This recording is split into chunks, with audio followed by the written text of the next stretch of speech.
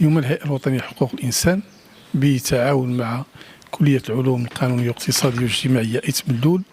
وواحد العدد ديال الشركاء وبدعم من صندوق دعم تمثيلية النساء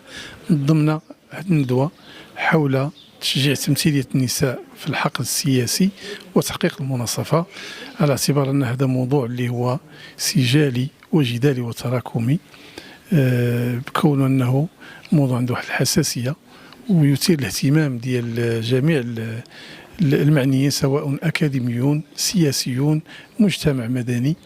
وبالتالي تيتطلب أنه الكل أنه يبذل مجهود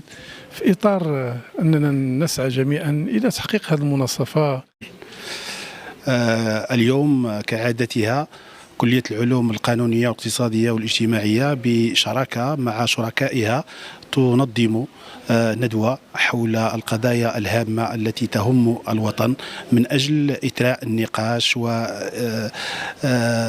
حول هذه المواضيع، وأيضا تبادل الآراء والخبرات ما بين أساتذة جامعيين مهتمين بموضوع الندوة، ولكن أيضا بالانفتاح